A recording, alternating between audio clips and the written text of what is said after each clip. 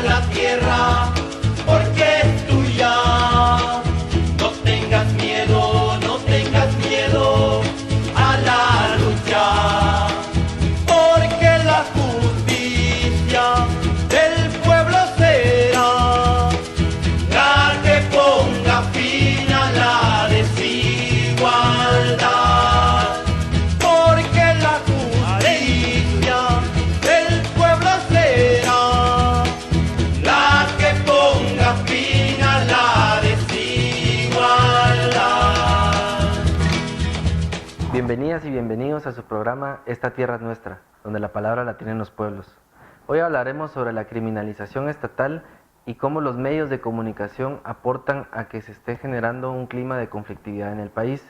Para ello nos acompaña Irma Alicia Velázquez, ella es antropóloga y periodista quiché, bienvenida al programa, y Mario Minera, él es activista en derechos humanos. A manera de introducción, ¿desde cuándo se está hablando de gobernabilidad en Guatemala?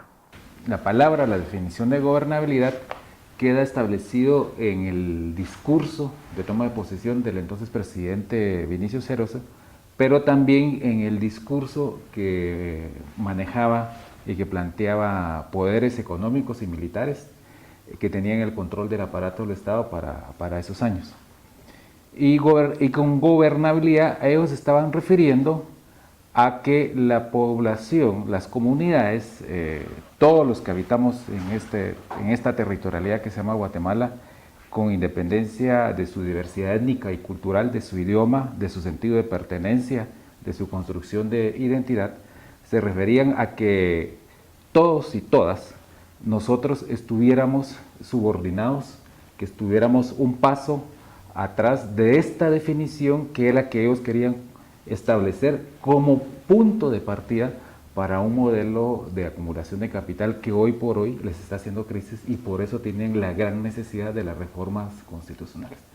Entonces la palabra gobernabilidad tiene ese punto de partida. No es extraño que aparezca en documentos oficiales, documentos que el año pasado conocimos en las audiencias judiciales de esclarecimiento histórico por gravísimos, violaciones a los derechos humanos, y es una definición que después se le fue dando otros contenidos y se le fue colocando algunos apellidos, ¿no? Porque aparecía una gobernabilidad sí, en silencio, una gobernabilidad en el olvido, una gobernabilidad para que no hubiera movilización, y después en la discusión se le colocó el apellido de una gobernabilidad democrática que pudiera permitir una interlocución con una ciudadanía que estaba reclamando el cumplimiento de sus derechos individuales y colectivos.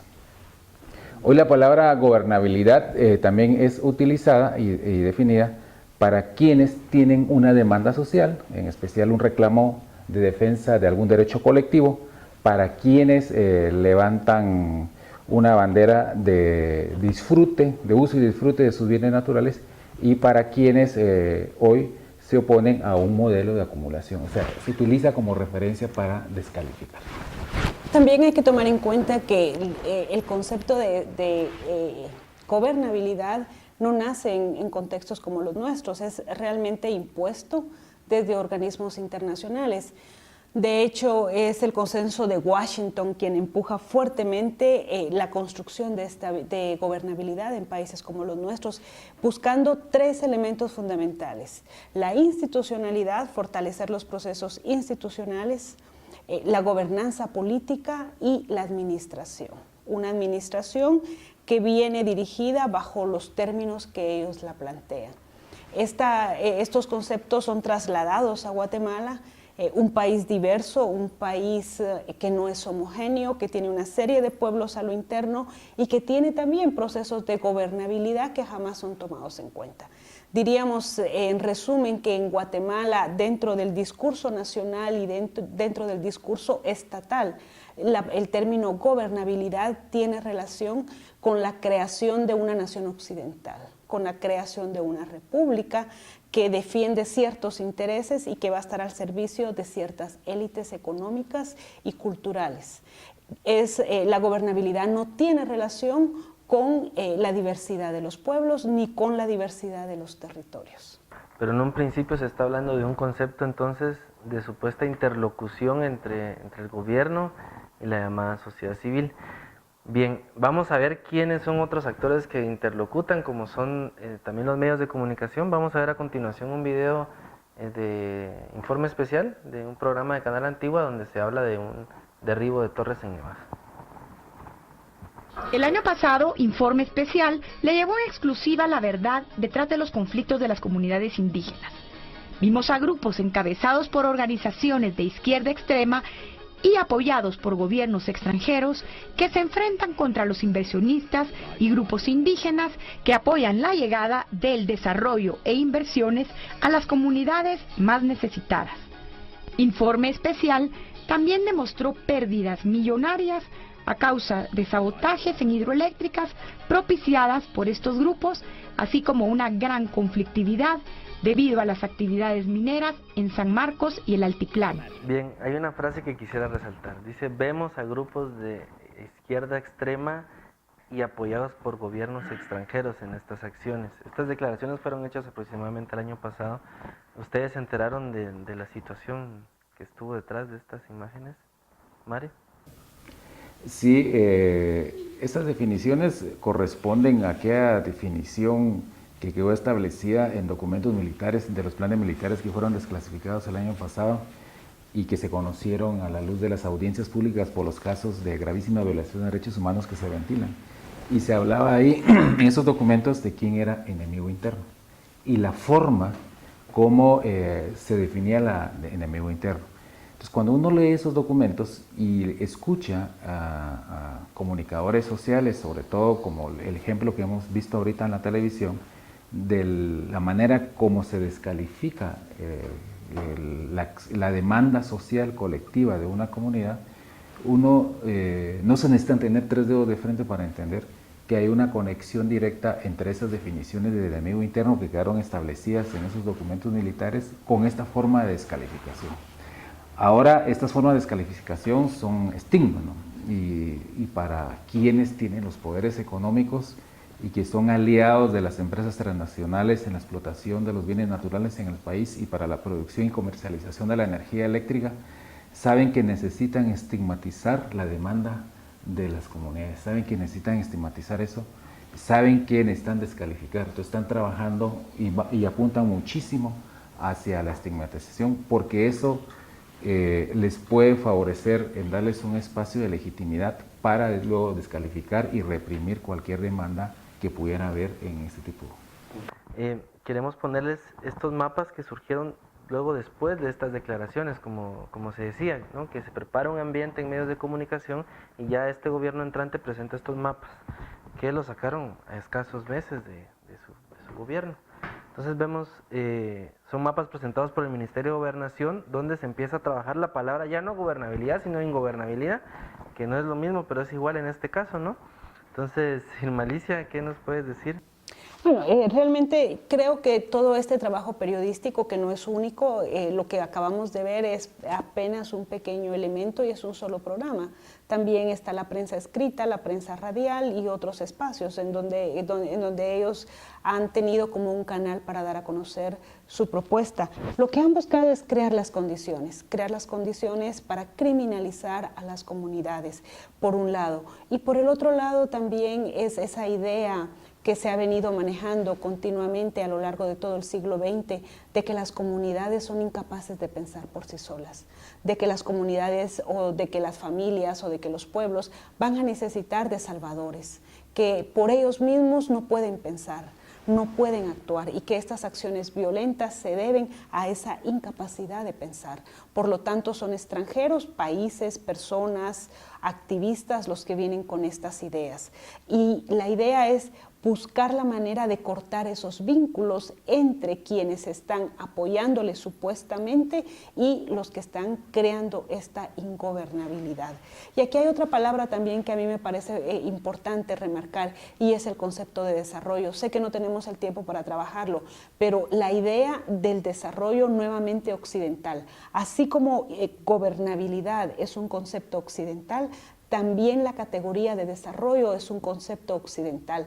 Es pensar que solo existe un único desarrollo y que todos los pueblos no tienen sus propios desarrollos y que por lo tanto deben seguir esa línea. Claro, y como podemos ver acá en el mapa, se habla de municipios con retiro de la presencia policial. Se hace una idea de que si no hay policía, ese territorio es ingobernable, cuando a veces, por ejemplo, en la ciudad capital, donde más armas hay, donde más efectivos de la policía es, donde más violencia hay, ¿no? Entonces, están haciendo creer que la gobernabilidad es sinónimo también de tener armas en un territorio. Bien, ¿hacia dónde va esta política de criminalización? ¿Hacia dónde está empujando a las comunidades y a los pueblos? Bueno, mira, yo diría que está ayudando a crear nuevas formas de resistencia. Si bien por un lado existe una serie de atropellos, de vejámenes, de violaciones permanentes, para las comunidades esto no es reciente, o sea, esto no es nuevo. Las poblaciones, las comunidades al interior han vivido permanentemente en resistencia y han vivido creando y recreando esas formas de vida y esas formas de salvaguardar la vida de sus comunidades, pero también de las futuras generaciones. ¿Hacia dónde vamos? Pues vamos hacia modelos diferentes, vamos hacia modelos distintos, vamos hacia empujar la creatividad desde el interior. Si la cooperación empieza, como lo ha estado haciendo, a retirarse, pues por otro lado van a surgir y van a crearse estos nuevos modelos, que yo creo que lo importante de esto va a ser la posibilidad de plantear nuevas formas de vida, no solo para los pueblos que están haciendo una defensa profunda de sus territorios, sino también para los otros pueblos. Creo que ese es el valor que hay que encontrar y que habrá que valorar. Mario, ¿cuáles crees que son estas características que el Ministerio de Gobernación ve para declarar un territorio ingobernable? ¿Qué características debe tener un municipio, una comunidad, para que el Ministerio de Gobernación lo declare ingobernable? Bueno, ellos han partido de esta definición de ingobernabilidad y estoy totalmente de acuerdo con lo que plantea Malicia en el sentido de que la definición de ingobernabilidad es una definición que proviene de discusiones que se dan en centros de poder económico mundial, ¿no? Y que se van colocando en agendas y aquí se van asumiendo de una manera dócil por parte de los poderes económicos y quienes gobiernan. El Ministerio de Gobernación va diciendo que se es ingobernable en aquellos municipios en los cuales se está creando y recreando, como bien lo explicaba Malicia, todos esos procesos de resistencia, ¿no? No es que sean ingobernables o que estén, digamos, en un acto de rebeldía, se puede decir, contra toda la normativa establecida, sino que esta creación y recreación de la resistencia tiene muchísimo que ver con la intencionalidad del despojo de la territorialidad, con la intencionalidad del despojo de los bienes y de los recursos naturales. Entonces, las poblaciones y las comunidades en especial, por mucho tiempo, en su imaginario y en sus identidades, saben que hay prácticas en las cuales se van recreando de acuerdo a las coyunturas políticas. Esto ya pasó en la historia, en otros momentos, y hoy se recrea a partir de que vienen y les dicen, pues se tienen que ir porque este territorio, estas son mías, y aquí vamos a poner una hidroeléctrica, aquí vamos a sacar esto. Hay consultas, la consulta es una forma que se recrea sobre la base de la normativa que está establecida. O sea, hay una normativa que está establecida y que permite el espacio para las consultas. Bien, vamos a quedarnos con esta idea de las consultas que la vamos a desarrollar en los siguientes bloques. Hoy estamos en el programa hablando sobre criminalización estatal y medios de comunicación. No se despegue de sus asientos, regresamos en un instante.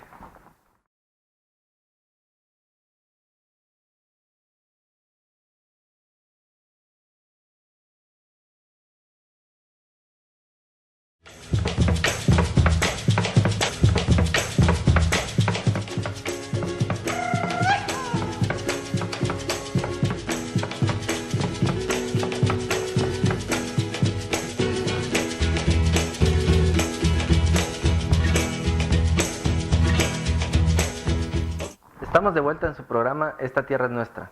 Antes del corte estábamos hablando de cómo el Ministerio de Gobernación está tipificando o está diciendo qué territorios son ingobernables. Mario, ¿te habías quedado con alguna palabra?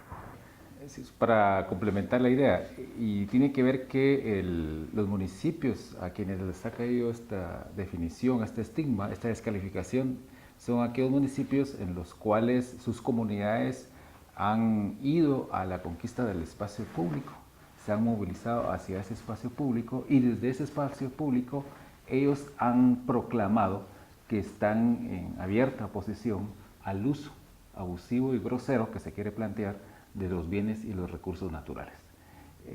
Han proclamado y han dicho y han votado diciendo que se les debe respetar sus derechos colectivos. Han dicho, han proclamado y lo han decidido a través de estas consultas de que en sus municipios no va a haber explotación de bienes y recursos naturales y no va a haber construcción de hidroeléctricas como se está planteando en el modelo del despojo que se pretende a través de las empresas que van en alianza lo nacional con lo transnacional.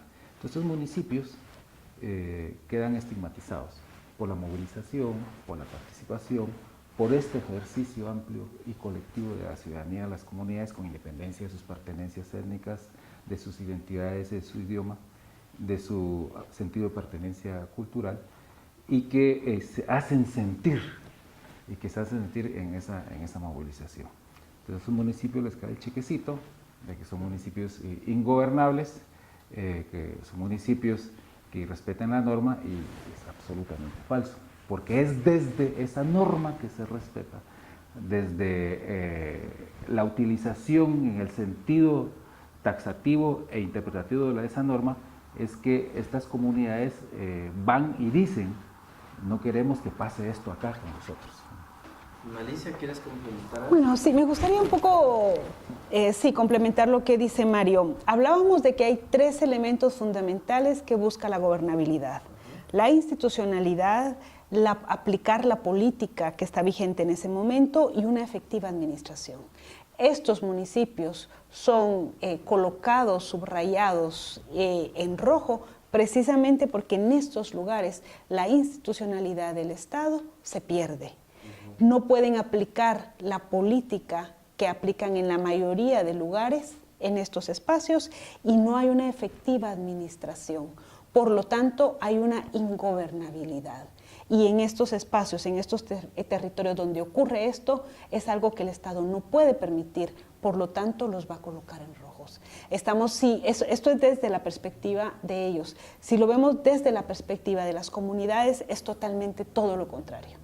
Sí, y es cierto, ¿no? Que hay lugares donde el Estado prácticamente no ha estado, ¿verdad? Y que ahora aparece a partir de que se ha encontrado que hay algún mineral codiciado por el capital debajo de sus territorios, ¿no? Entonces ahora está apareciendo el Estado, ¿no? Aparece con sus fuerzas de seguridad. Claro, y aparece desde esas lógicas, ¿no? Porque incluso los centros de salud ahora los llevan las empresas. Resurge un Estado represivo. Resurge un Estado con todas sus fuerzas represivas. Claro. Y también esto es para seguirlo dialogando. Sé que no existe el espacio, pero es eso. Lo que vemos ahorita en el interior del país, en todos estos espacios en donde está en pelea y en juego los recursos que tiene el suelo y el subsuelo, es un Estado represivo, que ha cambiado, que no es el mismo Estado represivo que cometió el primer genocidio, que cometió el segundo genocidio, ni el tercer genocidio. Sin embargo, es otro Estado con un poder que le dan también los estados que están interesados en que sus empresas tengan aquí espacios, licencias y permisos para explotar estos recursos. Y Malicia, pero ¿por qué históricamente el Estado de Guatemala ha optado por la violencia como recurso de gobernabilidad? Bueno, es la única forma que ha podido doblegar a los pueblos, con la diferencia de que en estos momentos se va a hacer más intenso y va a ser una pelea a muerte por una sencilla razón: no existe más territorio. Estos son los últimos territorios que poseen los pueblos indígenas. Son los territorios a donde fueron arrinconados a partir del siglo XIX y en donde quedaron casi ocultos durante el siglo XX, y si no es hasta el final cuando se da este último genocidio. es precisamente por eso. Pero la relación entre Estado y pueblos indígenas ha sido de una constante confrontación. Esto no es nada extraordinario, esto está totalmente documentado. Y hoy lo volvemos a ver, solo que de otra forma, con otros actores y en un contexto internacional mucho más fuerte. No tendría que ser suficiente solo emitir un discurso a través de los medios de comunicación, de todos los medios posibles, tratando de convencer a las comunidades del proyecto que tiene estos grupos de poder. No, creo que esto va mucho más allá, porque el proyecto o el modelo que se trata de establecer o que se está recreando, para ponerlo entre comillas, ¿no? O que muta, para ponerlo en una palabra mucho más, está mutando, el modelo está mutando en estos momentos, está cambiando en el sentido de que se está fortaleciendo un poco más, necesita, como bien dice Melissa, para poder volverse a instalar de los bienes y de los recursos de estos últimos tramos de territorialidad que hay, y necesita despojar a las comunidades de esa riqueza que existe ahí. Y no lo va a hacer respetando ni sus garantías, ni sus libertades, ni sus derechos. Se lo va a hacer sobre la base de un irrespeto total de... Nunca lo ha hecho también, o sea, aquí nunca se ha respetado la vida de los pueblos, y esa línea va a ser permanente, la vamos a estar viendo de aquí en adelante, con el agravante de que ahora se busca instalar todo un sistema jurídico que garantice para el resto del siglo el Estado que va a prevalecer en este país. Ese es un punto fundamental, y que toda la ciudadanía, que todos los pueblos tienen que empezar a discutir y a ver con toda la claridad. En ese escenario que tú hablabas, que se vienen preparando ya desde hace algún tiempo, surge también la palabra conflictividad social, ¿sí? Y que aparentemente esta conflictividad social está surgiendo porque hay ciertas necedades de parte de las comunidades, dicen los medios de comunicación, están diciendo que no quieren apegarse a ese desarrollo que están llevando las empresas extractivas. ¿Se puede hablar de conflictividad social en Guatemala o es otra cosa lo que está pasando? La conflictividad social tiene que ver con el incumplimiento del Estado a su principal mandato, que es el bien común. Como el Estado ha incumplido en todas las esferas que tienen que ver con la vida, en la salud, en la educación, en lo cultural, en todas las esferas que tienen que ver con una vida en condiciones de dignidad, entonces se da y se construye la demanda. Peor todavía porque el Estado no le presta atención a la demanda, hace caso omiso a la demanda, desprecia la demanda, le descalifica y a las comunidades y a los pueblos los discrimina. Entonces coloca sobre ellos, estos pueblos son conflictivos porque están reclamando un espacio para la atención de una demanda que a su vez tiene que ver con el incumplimiento de un mandato y de una obligatoriedad que tiene el Estado como principal garante del bien común en el Estado de Guatemala. Mira, el Estado guatemalteco se ha caracterizado por mantener un conflicto social.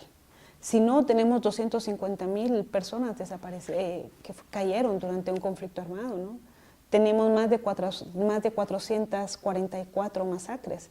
O sea, la conflictividad es real en este país, es permanente, es constante, y lo que vamos viendo es que simplemente se va modificando tanto las formas para reprimir como también las formas para resistir. Creo que es, diríamos, una de las tragedias de este Estado, su incapacidad de poder encontrar una vía para tratar de dialogar y de tender espacios verdaderamente de diálogo para llegar a poner fin a estos procesos conflictivos. Justamente los acuerdos de paz son en teoría ese punto donde se van a sentar a dialogar las partes, se va a sentar a dialogar el pueblo y el Estado para llegar a ciertos consensos para dirigir una política de paz. Y vemos que no ha disminuido la violencia ni se han resuelto los problemas centrales, porque obviamente la agenda de los acuerdos de paz no se ha concretado. Pero últimamente justamente uno de los que estuvo al frente como mediador, Gustavo Porras, estuvo al frente del Consejo Económico y Social, que se empezó a crear desde el año pasado, que es una instancia autónoma donde se iban a sentar representantes del gobierno, representantes de las empresas y representantes de trabajadores o comunidades afectadas para llegar a consensos. Y eso ha derivado hoy en día en lo que se está llamando el Sistema Nacional de Diálogo Permanente. ¿Cuál es el objetivo de este Sistema Nacional de Diálogo Permanente? Entiendo que este consejo, que es plural, que es mixto y que, dicho sea de paso, hoy creo que quedó formalmente establecido y que la presidencia tiene en sus manos una terna para poder elegir ahí quién va a ser el que va a coordinar este consejo, busca como que desactivar vía el diálogo, o sea, a partir de esta cultura dialogal que se está introduciendo desde la esfera gubernamental, desactivar toda esta demanda, ¿no? Desactivar la posibilidad de que haya una movilización continua que se está expresando a través de las consultas, o una movilización continua que se está expresando hoy en la ciudad a partir de las estudiantes y los estudiantes de las escuelas normales que están buscando un espacio que no ha sido abierto, que ha sido desatendido, que la ministra no ha querido escuchar, para discutir el futuro de una carrera que es histórica, pues, como la carrera de magisterio. Más allá de que podamos tener un pero, lo importante es que hoy, que ellos decían que iban a establecer un consejo para esto y que van a establecer un sistema de diálogo, hay una incapacidad del gobierno para poder atender la demanda de las estudiantes y de los estudiantes de las escuelas normales. Y al contrario, estamos viendo acá, en la ciudad, que las policías rodean los establecimientos educativos, que no permiten que sus estudiantes ingresen a los institutos, que los están persiguiendo, que los están amenazando y los están criminalizando. Y de nuevo volvemos al punto, el punto de la criminalización. Cuando se levanta una demanda social que tiene que ver muchísimo con el incumplimiento de un mandato del Estado, se criminaliza al sector que está levantando esa demanda. Y Marisa lo explicaba muy bien en el sentido prospectivo, digo histórico y prospectivo. Decía, eso le ha costado a la sociedad guatemalteca, a todos sus pueblos, a todas sus comunidades, una cantidad de dolor inimaginable. Muchas personas detenidas, desaparecidas, tantas masacres, procesos judiciales que están entrampados ahí porque no se administra justicia. Y una memoria que hoy se niega, se niega porque tienen el temor de que la demanda, volviendo al ejemplo de los estudiantes normalistas, pueda conectarse con aquella demanda que se está trabajando en una comunidad o con aquella demanda que viene de mucho tiempo atrás. Y todo tiene una relación. Sobre este punto creo que es importante tomar en cuenta algo. Los procesos de diálogo son claves y son importantes, pero desde mi perspectiva, me parece inmoral sentar a las poblaciones indígenas a que vengan y quieran sentarlos a dialogar para tratar de casi presionarlos, dividirlos a lo interno para establecer en sus territorios procesos extractivistas. O sea, esto es inmoral. Esto es como que vinieran aquí a esta casa y obligaran a esta familia a que se siente a dialogar porque quieren aquí extraer cualquier tipo de mineral. O sea, esto no es posible.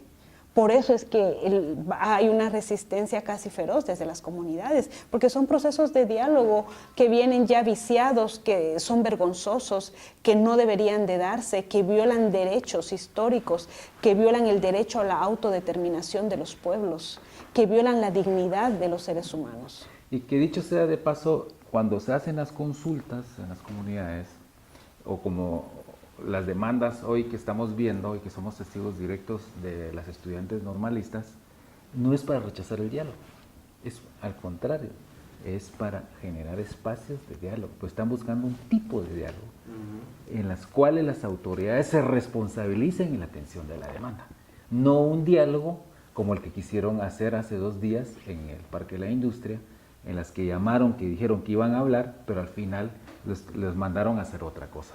O sea, un diálogo que concrete en el compromiso del Estado.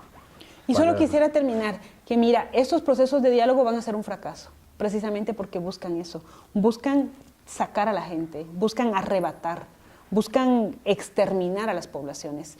Todo diálogo que busque eso con las comunidades y con los pueblos va directamente al fracaso. Claro, y porque es un diálogo también donde no hay nada que negociar, ¿verdad? No es diálogo. El Estado no está... No a imponer. Por ejemplo, en el tema de la conflictividad agraria, el tema del problema histórico de la tierra, sí, el Estado dice, bueno, aperturemos el diálogo, pero tampoco está hablando de reforma agraria ni de desarrollo rural integral, entonces tampoco posibilita los canales. Bien, vamos a ver la imagen que presentó el periódico hace algunos días de los 6 puntos de efervescencia, donde ya sigue la idea, se sigue fijando un poco, ¿verdad?, de que hay lugares específicos donde hay mucha conflictividad y hay que ponerles mucho asunto. A ver, estamos viendo que estos puntos de efervescencia tienen varias coincidencias. Por un lado, son lugares mayoritariamente de origen maya, ¿sí? También son lugares donde se están impulsando o están tratando de penetrar megaproyectos, pero también son los lugares donde mayor masacre se ha realizado durante la guerra. ¿Por qué estas coincidencias? Bueno, mira, son los territorios en donde están las riquezas, pero las riquezas que Occidente las ve de una forma y los pueblos indígenas la ven de otra forma, ¿no? O sea, son concepciones totalmente distintas de la vida, de entender la vida, pero también de vivir la vida y de pensar cómo se va a heredar la vida. Esto no es extraño y creo que también tiene relación porque difícilmente atacarían con la severidad y con la agresividad con la que están atacando si estos fueran departamentos de mayoría donde la gente fuera blanca, de mayoría donde la gente fuera parte de la élite, de las familias que controla este país, de los empresarios. O sea, habría diferencias dependiendo de qué población es la que está instalada. Como aquí están instalados indios, que por muchos siglos han hecho estorbo a este país y en determinados momentos de la historia han sido catalogados como los responsables del atraso de este país. O sea, son poblaciones que pueden ser desechables, son poblaciones que son manipulables, son poblaciones que no piensan por sí solas, son poblaciones que no quieren el desarrollo ni quieren el progreso, quieren vivir con su cultura. Ellos están atrasados porque su cultura es la responsable de esto. Precisamente por eso se está golpeando a estos departamentos. Estoy casi segura que hay otros departamentos en donde hay una riqueza mineral por la ubicación geográfica de nuestro país, pero que no van a ser tocados como están siendo tocados estos. En otras palabras, quiero decir algo. Hay una jerarquía racial que se maneja en este país que determina qué poblaciones son tocadas y qué poblaciones no son tocadas. O sea, los privilegios que la jerarquía racial otorga en un país como Guatemala se ejercen y se ejercen muy fuertemente. Y coincide también con que en esa región que es desde Izabal, las Verapaces, sobre todo el norte de las Verapaces, el norte de Quiché y Huehuetenango, es una gran franja, coincide con que en esas regiones desde los años 70 quedó establecido ahí el actual modelo de acumulación, o sea, el modelo que se quedó previsto, que no se concretó por los años del conflicto y que ahora comienza a mutar. Coincide con que en esas regiones se han registrado, como por ejemplo en la región del Valle del Polochic, en el sur del lago de Izabal, está el despojo de una territorialidad que está siendo utilizada por familias de las élites con poder económico, como muy bien explicaba ahorita Irmalicia, para el cultivo extensivo de la palma africana, para la producción de biocombustibles. Y así uno va viendo que en la utilización de las territoriales, sea para palma africana, para hidroeléctricas, para la extracción de algún bien natural, también lleva de la mano despojo de la territorialidad. Coincide con eso. Entonces uno comienza a ver que los ejemplos, la persecución de los representantes de las comunidades, los ataques, la violencia, la criminalización está coincidiendo con esta gran franja de territorialidad. Entonces podemos afirmar que el reordenamiento territorial que está impulsando CEGEPLAN tiene que ver con estos planes que ya se venían fraguando Pues es que aquí no es muy difícil de decirlo, porque también hace un mes y piquito la presidencia y el secretario de la Secretaría General de Planificación dijeron públicamente, y está documentado en los periódicos, de que eso venía de los años 70. Cuando dijeron, mire, esto es la recuperación, e incluso explicaron lo que no se pudo hacer en los 80, que era una época perdida, palabras más, palabras menos, pero recuperamos estos planes y los actualizamos ahora, y queda no solo el sur del Petén, como decían, porque era de cara a lo que se quiere hacer en el Petén, sino que también esa gran franja. Y acotando además, que esto es muy importante, que se criminaliza una demanda y se militariza un territorio, o sea, se controla. Es decir, está coincidiendo todo esto con la criminalización y la militarización de toda esta territorialidad. Si uno mira, por ejemplo, la ubicación de cómo está ahora de la fuerza militar, uno va a encontrar que en esas regiones hay una concentración. Uno dice, ¿por qué? Porque si aquí lo que hay es el reclamo de que haya un respeto a una petición. Pero también hay que verlo dentro del marco internacional. O sea, el sistema económico mundial que prevalece tiene una demanda que se concentra en los recursos naturales. Por lo tanto, países como los nuestros y otros con esta misma riqueza van a estar enfrentando este tipo de ataques, ¿no? En la medida en que este sistema económico mundial pueda ser transformado y no se base solo en la producción masiva y en el consumo masivo, vamos a tener que enfrentar este tipo de realidades. Bien, se criminaliza una demanda y se militariza un territorio. Nos quedamos con este mensaje y volvemos después del corte.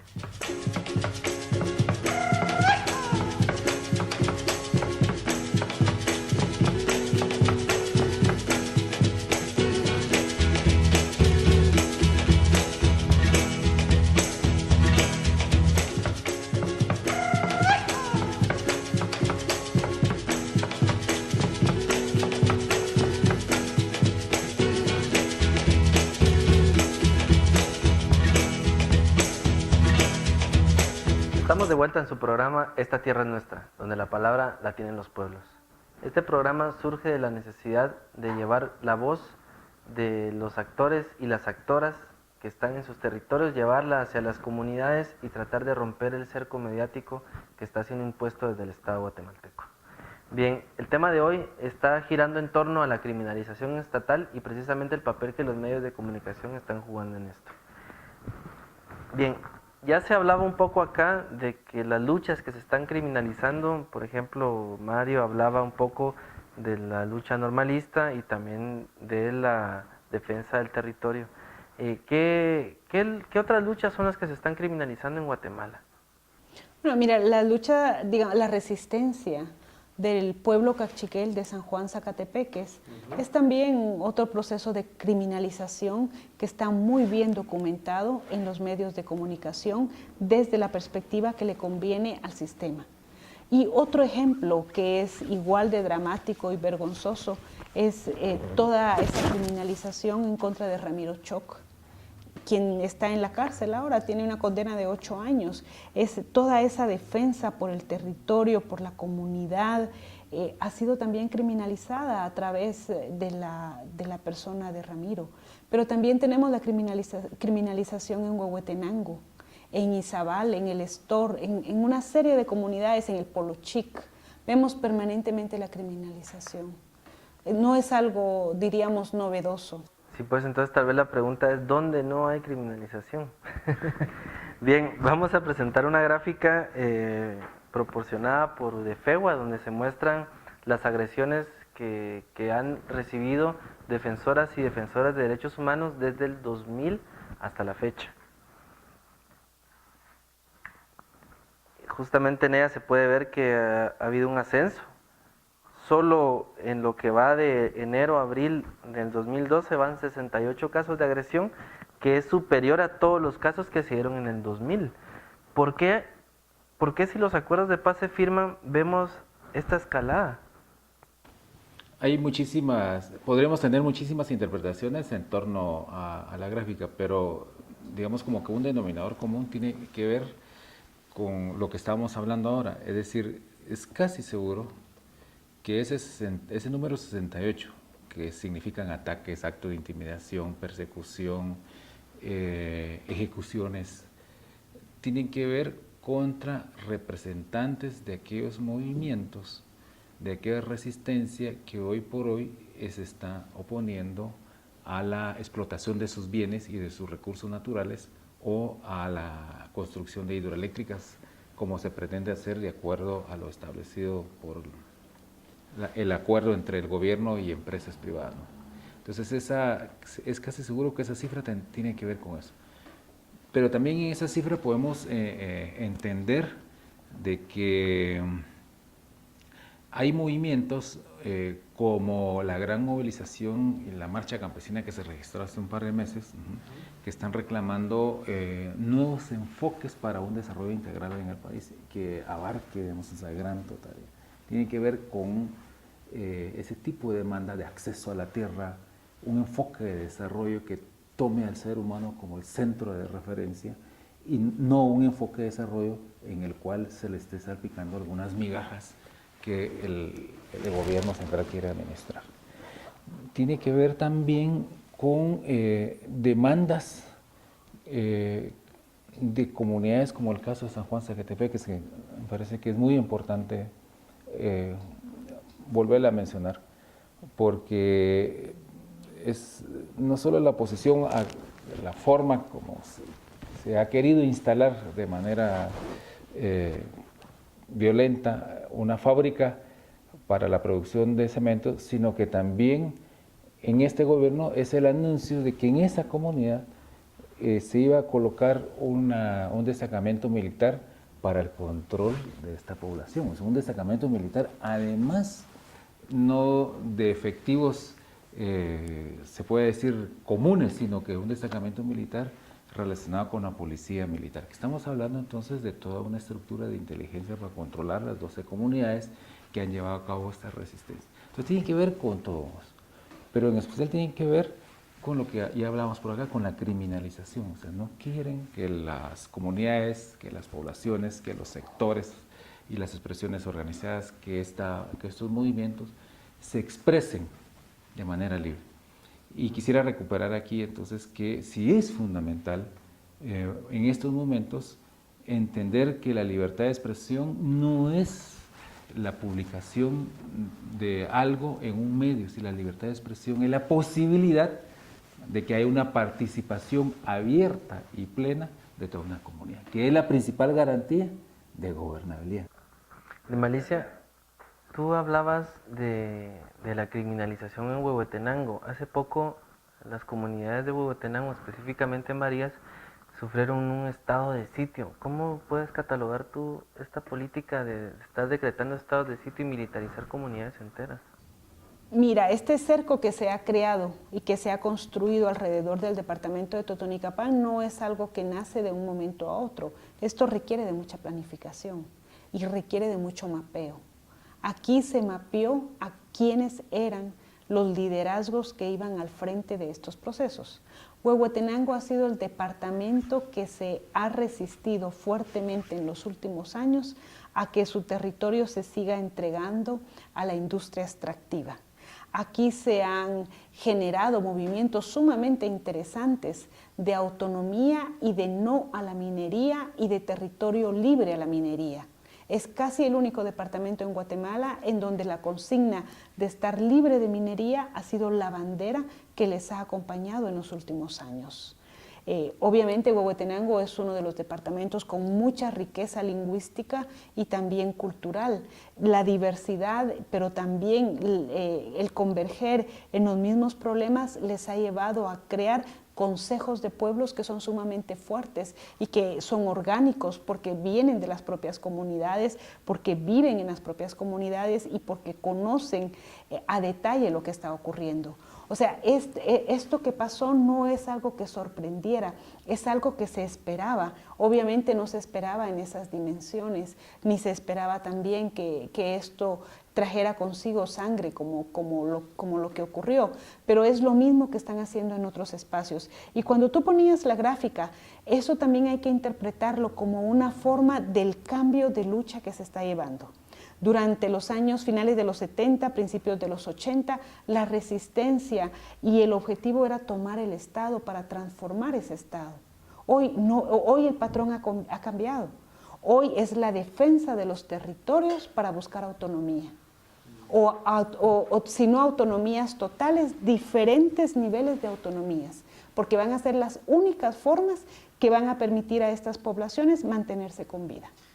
Mario, antes de irnos a nuestro siguiente corte, ¿qué ganó y qué perdió Otto Pérez Molina con haber decretado un estado de sitio en Varías?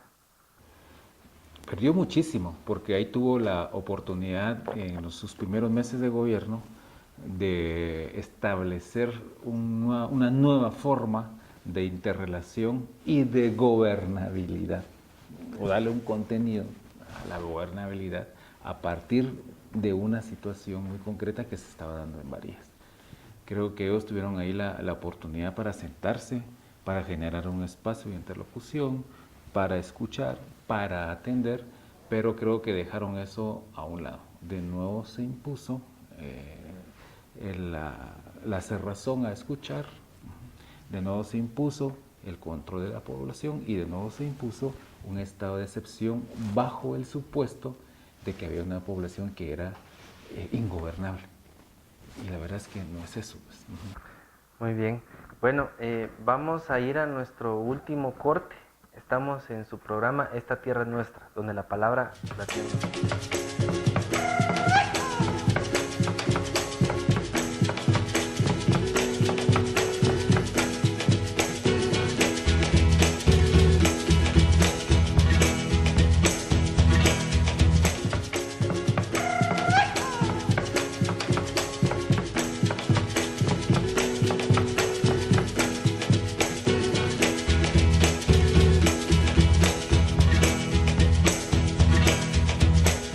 Gracias por continuar en sintonía en este su programa Esta Tierra es Nuestra. Hoy estamos hablando sobre criminalización estatal y medios de comunicación. Bien, en términos concretos, en lo local, ¿quiénes están siendo los responsables de las agresiones a las comunidades? Hay una combinación de actores, ¿no? Hay una combinación de actores entre policías privados y en algunos casos fuerzas de seguridad pública, en especial Policía Nacional. Pero si analizamos los casos que se han registrado de un año para acá, tanto en San Juan Zacatepeques, en el Valle de Polo Chic, y lo que sucedió en Varías, el denominador común de los tres casos es la participación de agentes de policías privados, de empresas diferentes. En el Valle de Polo Chic, de una empresa que tiene vínculos con otras empresas internacionales de seguridad. En San Juan hubo una combinación de efectivos de seguridad pública con empresas de seguridad privada, que también eran como 2 o 3 policías. Y en el caso de Varías, vemos una empresa que está al servicio de esta otra empresa, que es la que estaba o pretende construir la hidroeléctrica ahí en Varías, ¿no? Entonces vamos encontrando diferentes entidades, pero el denominador común es que se trata de empresas de seguridad privadas. Y esto tiene que ver con que ahora las fuerzas de seguridad pública como que comprendieron que ese papel, el papel represor, el papel de ejercer la persecución, el ataque, etcétera, también se lo pueden compartir con otras policías privadas. Que dicho sea de paso, la mayoría de los agentes privados son agentes que vienen también de las fuerzas de seguridad pública, entre militares y policías. Pero mira, también esto se da porque el Estado lo permite. O sea, el Estado ha permitido el surgimiento de una serie de policías, de agencias de policía privada, ¿no? O sea, aquí hay una responsabilidad estatal, no podemos negar eso, ¿no? Y sería un error dejar fuera al Estado de todos estos ataques frontales contra la vida de defensores de derechos de comunidades y de defensoras de derechos a la vida. Pero también los medios de comunicación están echándole la culpa a ONGs, a la cooperación internacional, a agentes externos en general que están llegando a las comunidades a meterle esas ideas a las personas. ¿Qué piensan de esto? Mira, yo creo que una característica que tiene la élite guatemalteca es su incapacidad de ver más allá. Se han especializado en hacer negocios, pero no han sido capaces de cultivar, por lo menos la mayoría, de cultivarse y de conocer su país. Casi que muchos de ellos, por no decir las familias que controlan este país, nunca han estado en el Polo Chic. Nunca han estado en lugares lejanos, ni siquiera los conocen, o sea, tienen temor a conocer esa otra Guatemala. Por lo tanto, como no conocen a los otros, lo que tratan de crear es de buscar responsables o culpables, porque tienen un desconocimiento muy interno. Y aquí vemos, por ejemplo, durante el conflicto armado, el indio era sinónimo de guerrillero. Hoy el indio que defiende su tierra es sinónimo de terrorista. Pero además de eso, manipulable, menor de edad, incapaz de pensar. O sea, son todas esas ideas viejas de la época de la colonización. ¿Qué nos dice esto? Que es una élite que no ha avanzado, que no ha caminado, que está permanentemente con un esquema racista desde esa época. Religioso, es una combinación de factores dentro de ellos. Por eso siempre van a buscar culpables. Podríamos decir entonces que aquellas comunidades que están siendo denominadas ingobernables son los nuevos enemigos internos para el Estado. Es que hacia esa referencia nos llevan, es decir, tal vez ellos no van a decir que son enemigos internos como los años 80, pero sí que hay la descalificación, hay el desprecio, como ya lo explicaba Irma Alicia, de que son comunidades, son actores que no cuentan como sujetos de derecho. Entonces, pero como sujetos pensantes también, sí, ¿no? Sí. O sea, ¿cuándo un indígena va a hablar aquí de economía? No, si los indios tienen que bailar, si las mujeres indias tienen que ponerse a tejer, tienen que tortear, tienen que servir en las casas. Aquí los indios no van a enseñar absolutamente nada. Esa es la mentalidad que este país ha sostenido. Eso es lo que se enseña en las escuelas. Eso es lo que el INGUAT está transmitiendo. Eso es lo que el Estado también transmite. ¿En dónde coloca a las mujeres indígenas? Como edecanes. Hemos tenido una ministra de Cultura. Cuando se tocan temas puntuales, especialmente ahorita que se está hablando de la posibilidad de modificar la Constitución de la República, ¿se ha entrevistado a los indígenas? No, ahora que fue la reforma fiscal, tampoco. O sea, porque se asume que los indios no tienen conocimiento sobre esas áreas.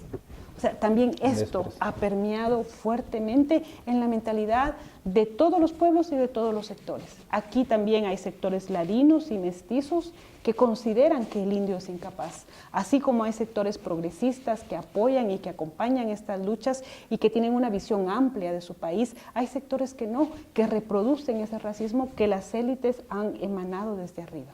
Ya para finalizar, ¿será que lo que se debe hacer para que haya paz en Guatemala es que los pueblos accesen a la gobernabilidad que se está planteando? Me parece que les tienen que respetar la plenitud de todos sus derechos colectivos e individuales.